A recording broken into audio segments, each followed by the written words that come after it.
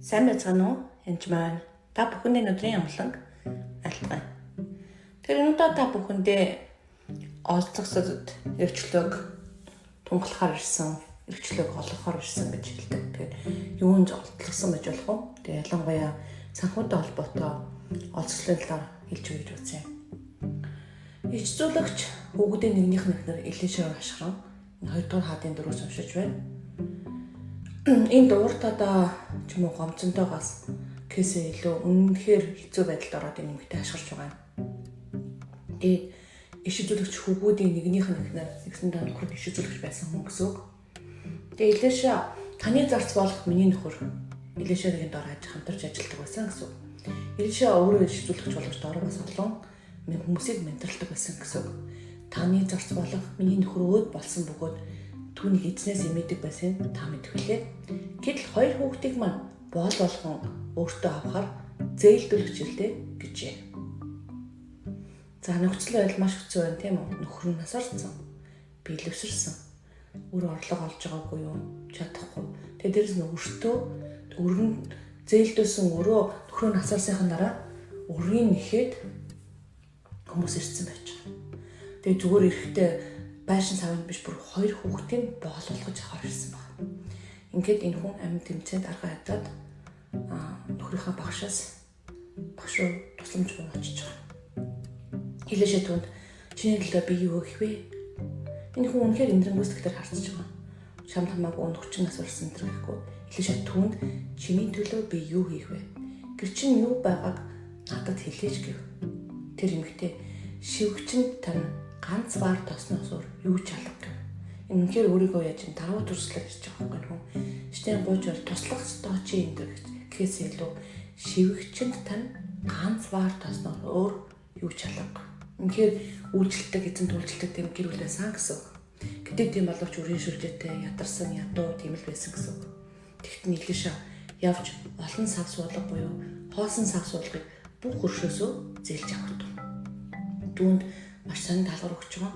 Эхлээд яваад бүх хөршөөсөө тэр хүний бүх хөршөөсөө хоосон сав цуглуулах гэж.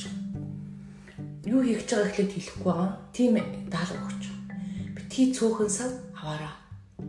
За чи дотогш орж өөрийнхөө болон хүүхдийнхаараас хаалга хаагаад эдгээр бүх санандаа юулж дүүрснийх нь хажуу тийш тавих ёстой гэв. Ингээд тэр эмэгтэй Илишаг орхон явж өөрийн болон хүүхдийнхаараас хаалга хав. Тэд түнд авчирч тэрээр юулж байлаа.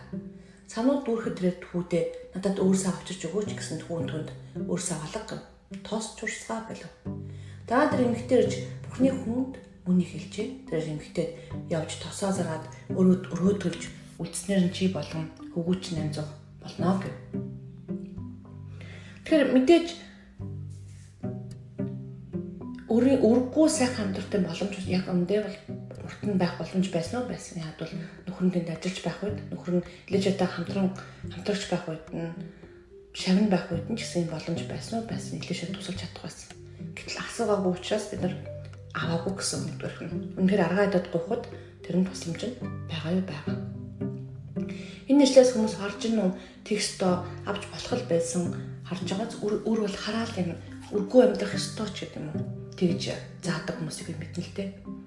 Гэтэ хамгийн гол зорилгаараа үр яах гэж тарсан бэ?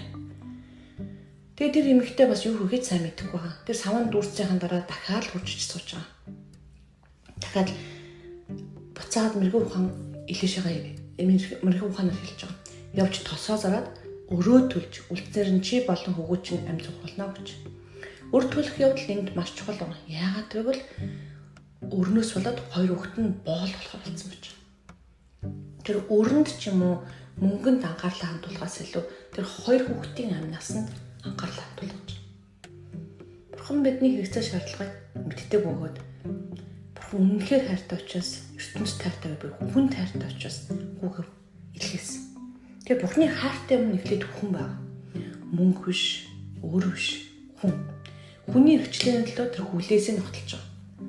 Тэгэхээр орлогод буюу та хүлэгдсэн бэ гэж бодё ямар нэгэнд хүрээ сүлжэнд тэр ямар сүлжээ вэ хэдэн төгрөг вэ энэ санаа зовхоосоо илүү одоо ямар хүлээсээр хүлэгдсэн бэ гэж бодхоос илүү миний аврал миний хүлээцгүй амьдралыг Иесус маш чухал. Бурханд маш чухал.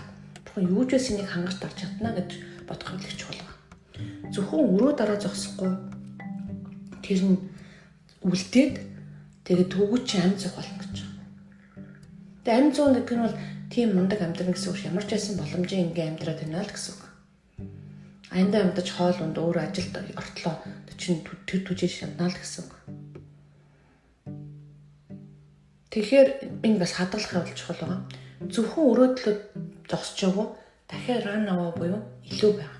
Илүүгээр амьдарч байгаа. Тэд нар савныхаа хэмжээр гоож байсан гэсэн үг тосно. Энэ тосно зөвхөн энэ тос байгаа болохоос биш Иесус яадаг үлээ. Юу бэ танд гэхээр талах байна, загсаад бол талах нь загс нь өвчдөг байгаа. Танд юу байгаа вэ? Үржүүлэх боломжтой юу байгаа вэ? Бурхан та минь юуг үржүүлж чаддаг асуух ёстой гэсэн үг.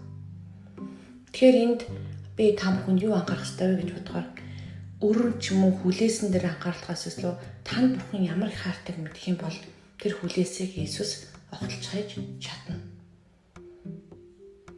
Тэгэх юм бол бүх зүйл амархан болж өрнө. Үнэхээр ослогцод тэрэгчлэг дунгалахаар Иесус ирсэн. Та юунд олдгсон бэ? Өрөндөө, сэтгэлгээндөө эсвэл мөнгө санхүүгийн хүлээсэн дөө юуж байсан гэсэн үнийг чинь Бурхан шийдэж чадна. Танд амжилт хүсье. Баярлалаа.